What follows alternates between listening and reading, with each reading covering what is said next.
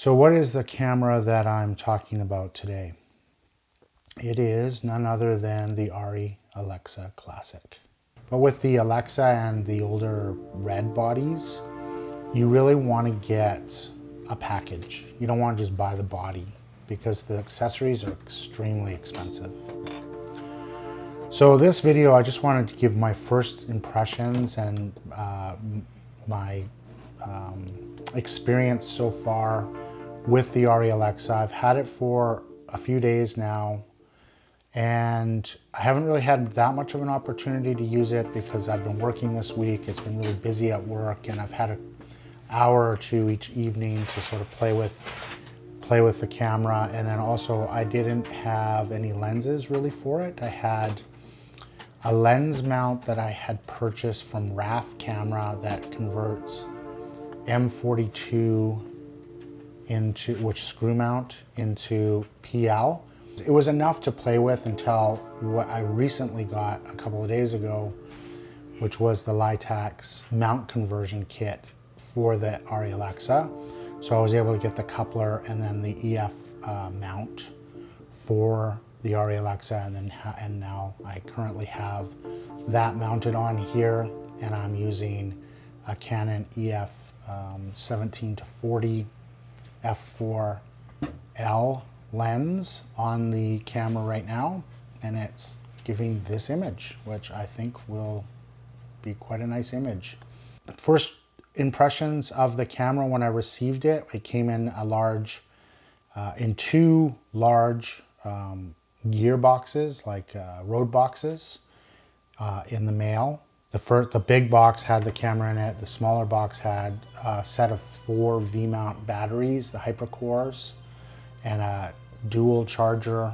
I got 4 64 gigabyte S/S Pro cards, Sony cards.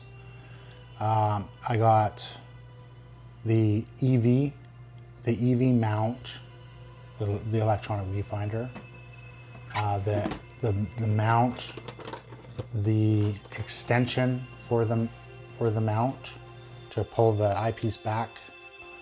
I got the eyepiece leveler, which is a long kind of telescoping tube that allows you to put the eyepiece back and then also level it so that it's usable on larger rigs.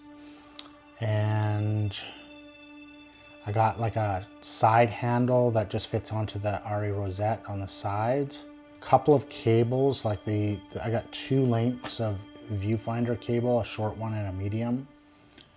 And luckily, I also got the 5-pin XLR to dual XLR input, which I'm using right now with wireless into the system. Hopefully the audio is good on it.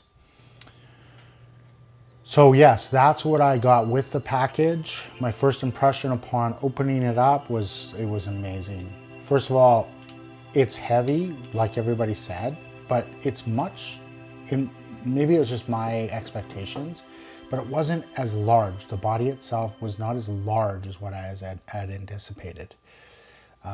It's definitely dense and heavy, but it was a decent size, and when it's rigged up, it's not much bigger than an FS700.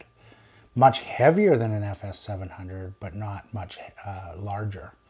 So, and it just looks so cool. So, yeah, my first impression was just very excited, very happy. The condition of the body is fantastic.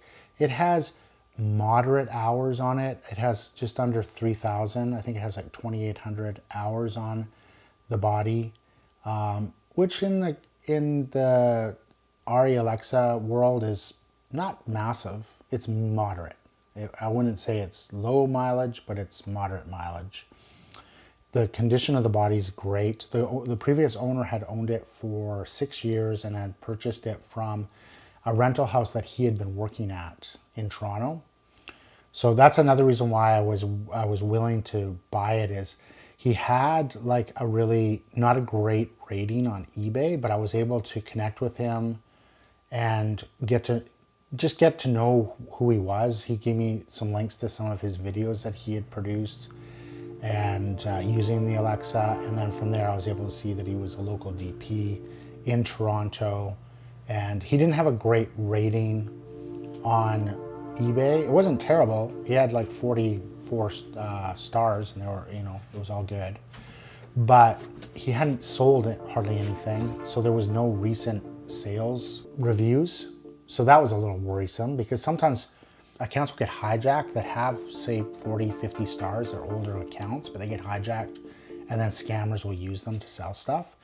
And because there was no history of sales, you didn't know really what he was selling prior to selling the camera. So it sat there for a long time, and he lowered the price. It was the lowest price on eBay, buy it now. And he was accepting offers. I didn't give him an offer, but what I did was I connected to him and just asked if he had any sample videos that I could look at. And by doing that, I was able to figure out who he was.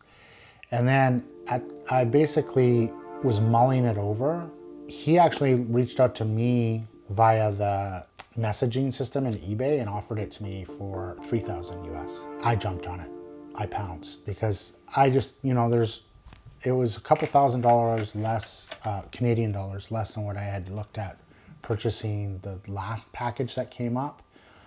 And when they do come up in the Vancouver area, they don't tend to be that inexpensive. They're generally fairly expensive. They usually come with a ton of stuff.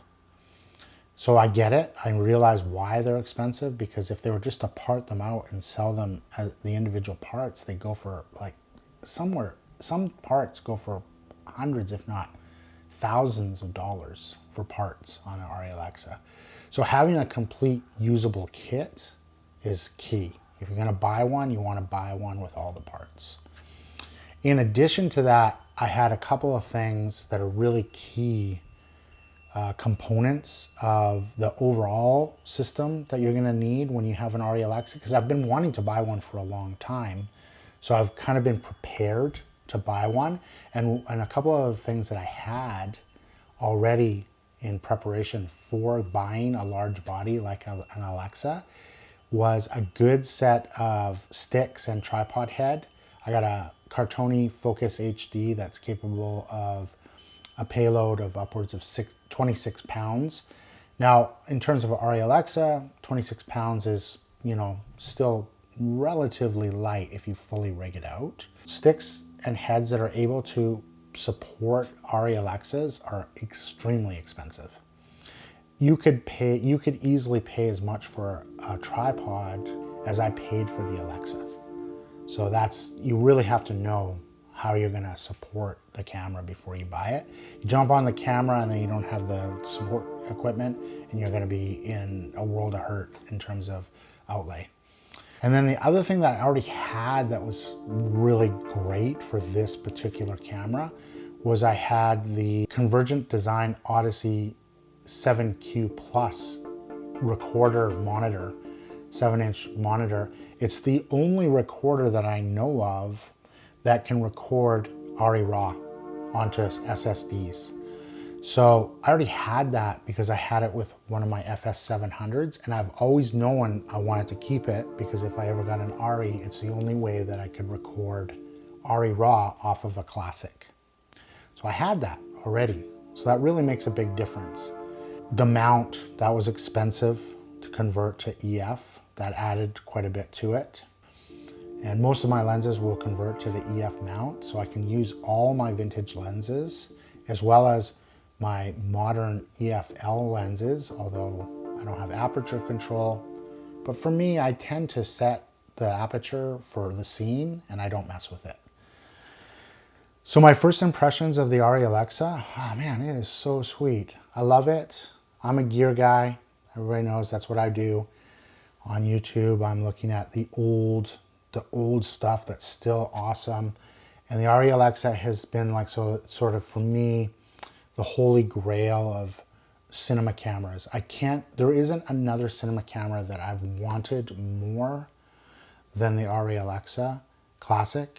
The Arri RAW is a great codec, but the ProRes 444 Quad 4 is also a great codec, and that you can record internally. So It's definitely not the camera for most people, especially if you only have 1 or 2 cameras. I wouldn't recommend getting an Arri Alexa. Am I happy with the purchase of the Arri Alexa? I'm extremely happy with the purchase. I'm so glad to have it. It's a great specimen. It's in fantastic condition, works really great, has fairly low mileage. I expect that it'll run for a long time. I hope it will run for a long time. And yeah, I hope to be giving more videos about it as I get to use it. Yeah, thanks for watching and have a great day, and we'll see you on the next one. Take care. Bye-bye.